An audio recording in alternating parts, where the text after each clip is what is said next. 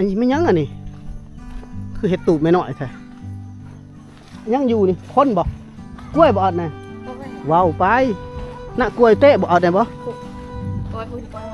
โอ้อะคนเกิดลูกพี่น้องกระท่อมพี่นี่โอ้กระปูหลายเนาะ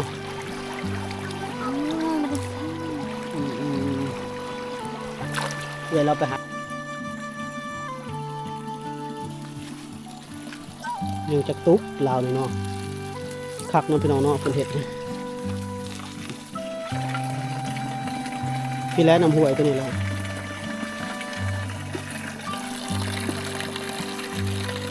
ได้พ่อแล้วบ่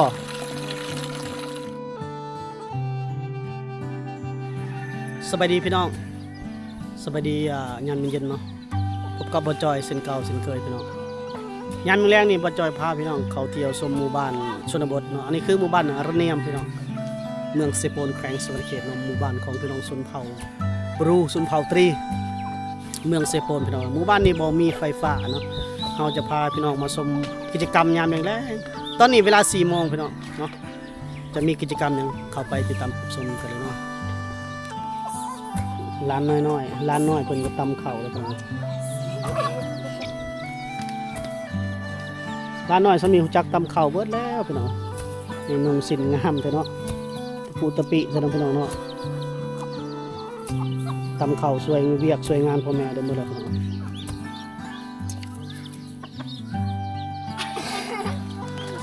ขนมก็หมดแล้วขนมในกระเป๋าบ่าวจอยนี่ก็เลยบ่ได้แจกบ้านที่ผ่านมาให้เบิดแล้วพี่น้อง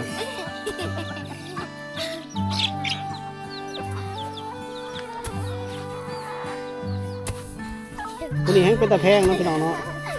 มัดจิกอีกเลยนุ่งสิ้นนี่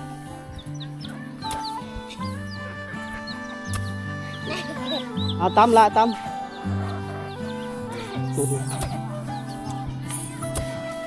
ก็ได้ตำเปลี่ยนหน่อยนึงสุดยอด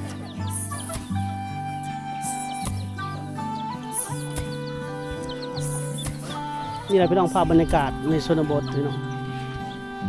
น้ำห้วยบ่ได้เอาบ่ยองไงดูได้ห่วยอยู่หันห่วยมันการยองไก่ไก่บ่ตัวนี้ไก่กว่าเห็นบนสูบน้ำห่วยน้ำบาดาลอยู่พี่น้องโดยโอ้เราเพื่อนเราไก่น้ำบาดาลเนาะพอเท่าเห็นยังพอเท่านี่ป่ะติ๊บเขาสารติ๊บเขาเนาะโอ้เอาสารขายบ่หรือว่าสารยังธรรมดาเท่านั้นคนใดจะได้ก็ขายเขาบ่มากก็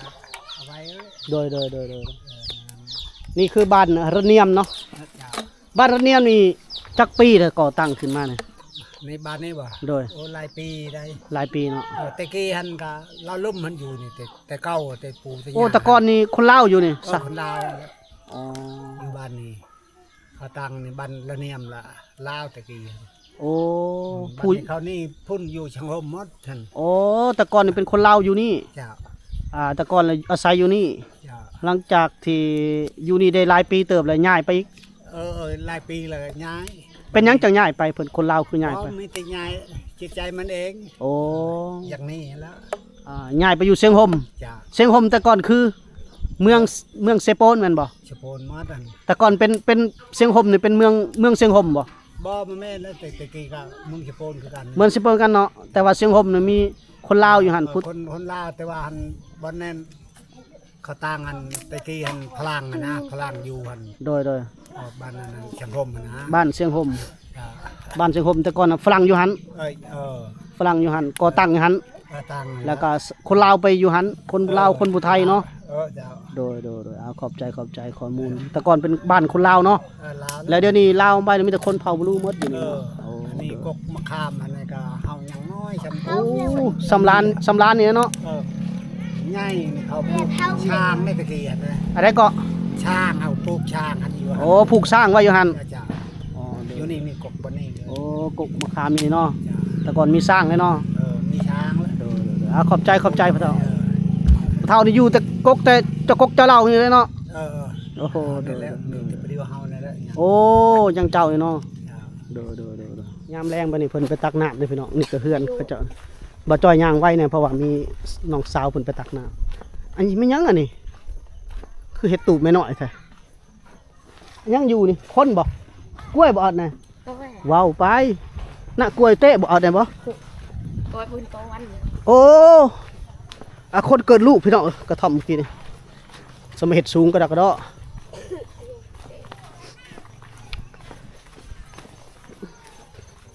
ไปเบิ่งบ่อนแหล่งเพิ่นเอาน้ำกินก่อนของหมู่บ้านสาวละเนียมนะพี่น้องโอ้ยเขาสอนบ่โอ้ยตัวนั้นก็อยากได้ตัวนี้ก็อยากได้ขอเอาช็อตนี้ดีกว่าพี่น้องเพิ่นไปตั้งน้ำเมื่อไหร่วะโอ้ยเจ้ากระยานนี่เนาะ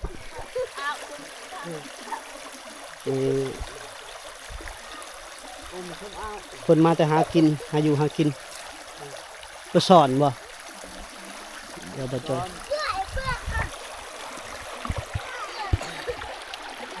โอ้กระปูหลายเนาะ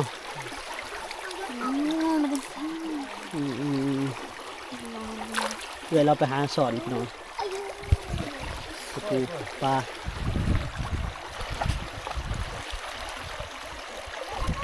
หาอยู่หากินส่วนแล้วแรงหนึ่งแล้วนี่เนาะ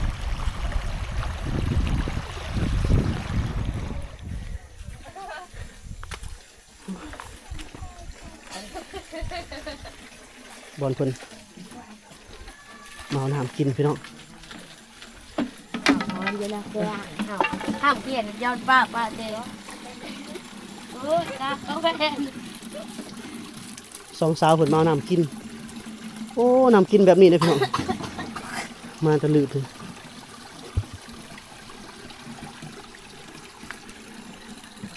เอากระบังไม้ไผ่เอาเนาะ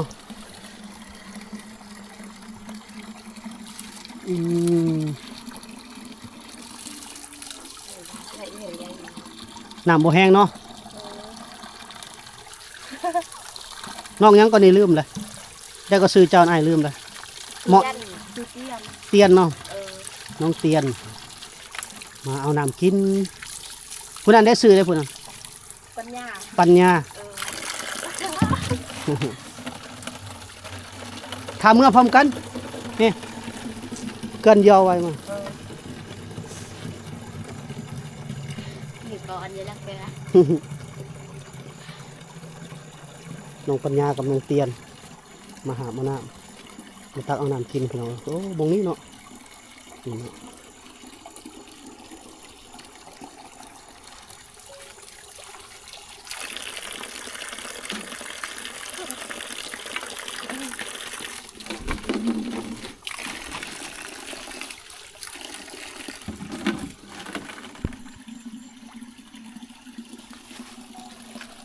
ยังจะตุ๊กลาวเลยเนาะคักเน้องพี่น้องเนาะเพิ่นเห็ดพี่แล้วนำหวยตัวนี้แล้ว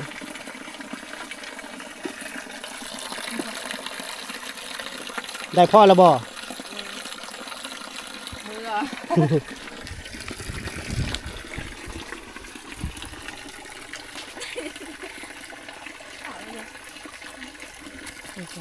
จู้บาทเนี่ย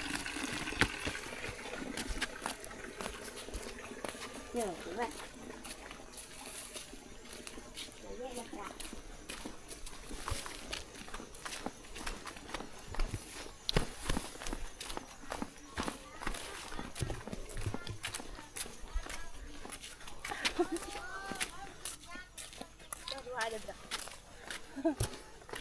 คอยย่างได้ย่างไว้เลยเมื่อยได้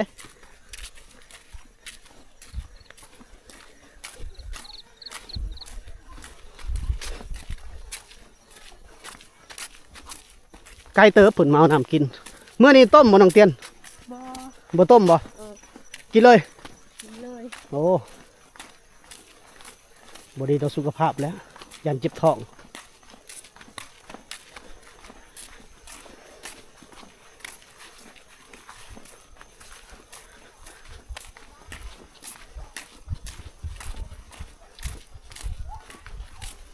ไปทางใดน้องเตียนเจ้านี่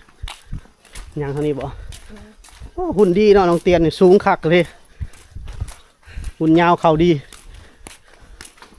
1.65 พุ่นละ65 แม่นแล้ว65 67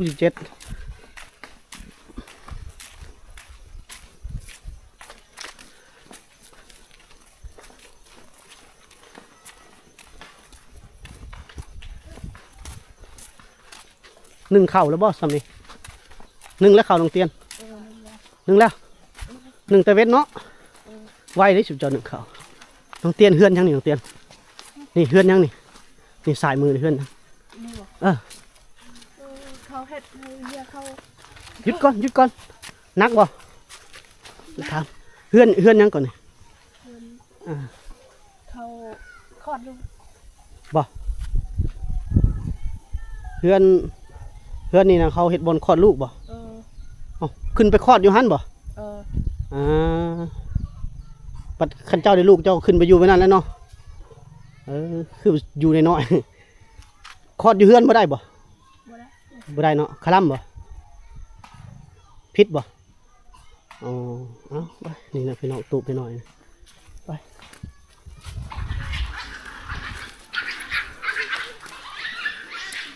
โอ้แดดส่องแล้วพี่น้องแดดส่องแล้วยามแรง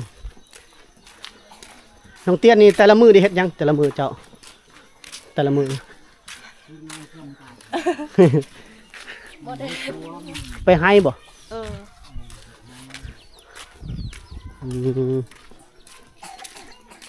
เจ้า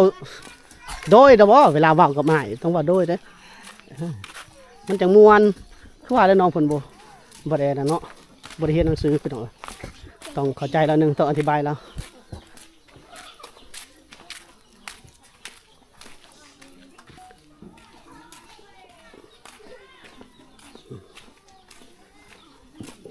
น้องเตียนเนี่ยเพิ่นตำเขาแล้วไปหาบน้ำอีกพี่น้องหาบน้ำเฮ็ดหยังต่อบัดนี้น้องเตียนเฮ็ดหยังอีกบัดนี้นึ่งเขาบ่เขาก็นึ่งแล้วโอ้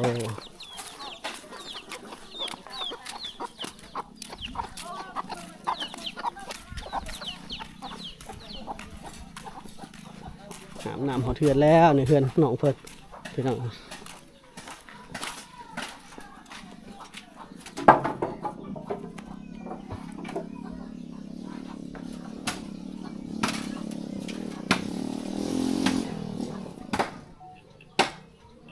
เราบังเอิญได้พบกับน้องเตียนแบบบังเอิญนี่เลยท่านผู้ชมน้องเตียนนี่ก็เป็นสาวสาวในชนบทนะพี่น้องเนาะสาวเผ่าบลูอายุจักปีแล้วล่ะรู้จักบ่16แม่นบ่ ก็ตัวใหญ่นะ16เนาะ16ปีแต่เราสูงใหญ่เลยพี่น้องแมทน่าจะ68พุ่นแหละ65 68ขึ้นไปพุ่นแหละพี่น้องได้เรียนหนังสือบ่ได้เรียนเลยเนาะบ่ได้เรียนจักห้องเลยบ่ได้เรียนเลยเป็นสาวเผ่าบลูที่บ่มีความรู้เลยพี่น้องสุดท้ายจะบ่ค่อยได้ทำเรียนเนาะแต่ละมือไปใช้แต่ละมือนะมื้อคือมื้ออื่นนี่ไปใช้มื้ออื่นบ่ไปใส่ อยู่เฮือนเนาะอยู่เฮือนอยู่เฮือนเฮ็ดหยังอยู่เฮือนนะแต่ละมือตำเขาตักน้ำตำเขานึ่งข้าวเฮ็ดกินอ๋อเอามึงเถื่อแม่บ่ได้เฮ็ดได้ไผเฮ็ดกับเจ้าหรอวะเฮ็ดกินก็ได้บ่ได้เนาะกลางค่ำกลางคืนนอนอยู่ไสบัดนี้นอนเฮือนหมู่ลองว่าโดยเด้อ นอนเฮือนหมู่เนาะจักคนนอนนำกันโอ้2คนผู้สาวเนาะมีแต่กลุ่มผู้สาวนอนนำกันช่วงนี้มันแล้วเวียกเข้าให้แล้วมาเลยเนาะเป็นสาวชนบทที่เขตหนึ่งที่เราได้พบพ่อพี่น้องไปบริลกมันบ่บริเฮ็ดมันคือเขาบ่บริเฮ็ดเนาะหนองเพิ่นสูงเลยพี่น้องกระจัดว่าดูดีถือว่าก็พอเบิ่งพี่น้องเนาะแนมกองอ้ายนั่นล่ะ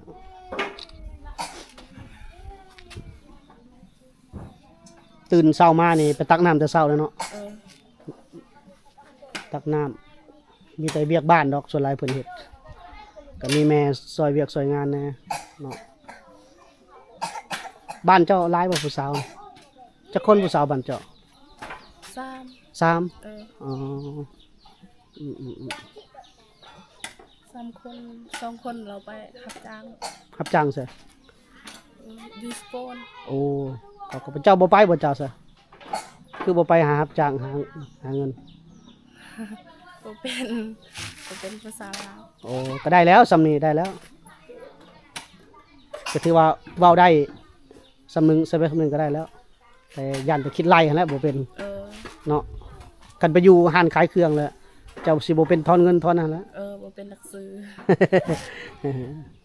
ไปหาเฮ็ดเวียกอย่างอื่นเอากินหยังมื้อแรงได้หยังกิน กินหน่อไม้ แกงหน่อไม้มื้ออื่นนี่อ้ายมากก็ยังสิเห็นได้เจ้าอยู่ในมื้อนี้เนาะอืมมีกันว่ามันเจ้าก็ปลูกกันว่ามันปลูกมันขายกะ มี มีแต่ยังบ่ทันได้ลกบ่ เออ เดือนได้จังลกซะละ ยังบ่ฮู้เนาะ เออ จะได้ก็ยามดอกแคมเก็บแคมอีกพี่น้องมันยังสิได้มีลายEP ดอกได้ทายน้องๆเพิ่นเนาะก็เสิร์ฟเอาสำนี้ก่อนน้องเพิ่นเนาะพี่น้องเนาะยามไปอาบน้ำอาบอยู่ใส่จานนะอยู่มองไปเอาน้ำกินนั่นบ่ บ่ น้ำห้วยเนาะแม่นบ่น้ำห้วยอีกตัวหนึ่งเนาะโอเคเอาจะได้รบกวนน้องเพิ่นประมาณนี้นะพี่น้องเนาะเดี๋ยวบ่จอยเลาะชมพาท่านผู้ชมเลาะชมหมู่บ้านน้องเพิ่นก่อนเล็กๆน้อยๆหรือว่าสิให้น้องเพิ่นพาเลาะบ่เนาะอยู่บ้านนี่มีร้านขายเครื่องบ่ มี อยู่ไสไปซื้อไปอ้ายสิซื้อน้ำหวานสู่เจ้ากินซะ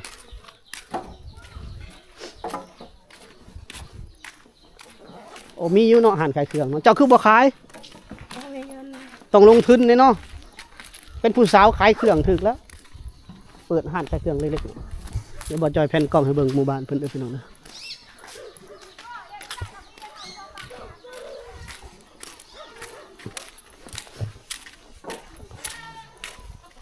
โอ้อยู่หลุมนี่เนาะซุปเปอร์มาร์เก็ตเข้ามาหลุมซื้อเครื่องเด้อโอ้เฮ็ดอยู่หลุมนี่โอ้เจ้าก็เฮ็ดขายเครื่องอยู่หลุมนี่ถึกแล้วเป็นผู้สาวเนาะไผขายนี่หน้าเจ๊นะหน้าเจ๊เครื่องนะ เจ้าผู้โดนชูเจ้า เอาแล้ว เมื่อเจ้ามาเจ้า บ่แม่นผัวกับลูกน้อยบ่แม่นบ่ เออ ถ่ายแล้วก่อนบ่ ไปจะเจ้าขึ้นไป ถ่ายแล้วก่อนเนาะ เออ ไปเข้าไปละไปหาซื้อแนวกินก่อนมีน้ำหยังหวานๆชื่นใจอยู่บ่เจ้ามักน้ำหยังจะเข้าไปเอารถเจ้านะน้ำหยังเจ้ากิน ชอบเลยชอบ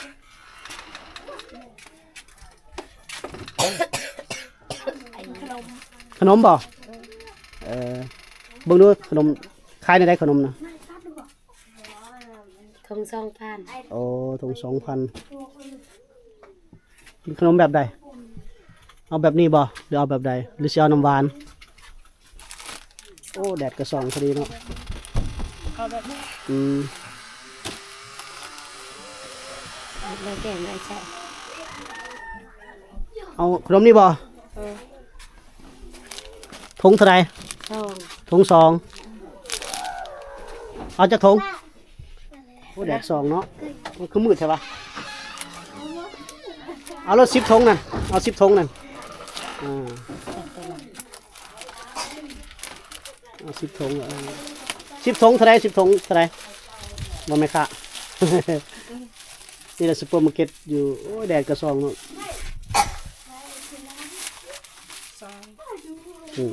2 นับเอาเด้อ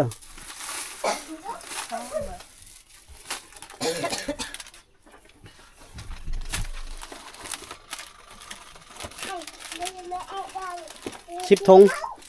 20,000เนาะโอเคนี่แหละซุปเปอร์มาร์เก็ตเนาะสปอนเซอร์บ่มีบ่สปอนเซอร์ จะบอก น้ำบานโอ้บ่ได้บรรยากาศบ้านน้องเตียนเด้อพี่น้องเด้อเป็นอีกหนึ่งหมู่บ้านที่บ่มีไฟฟ้า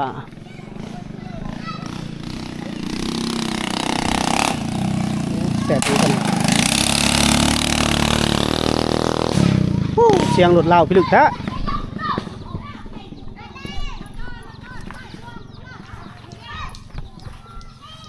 บรรยากาศหมู่บ้านกลางป่าเลยแหละพี่น้องเราจะเดินทางออกกลับก่อนพี่น้อง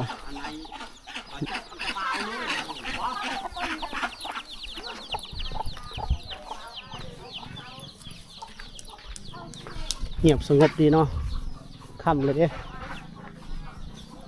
4 โมงกว่าๆแล้วเขา5 โมงที่นั่นก็มืดแป๊บเดียวนี่พี่น้อง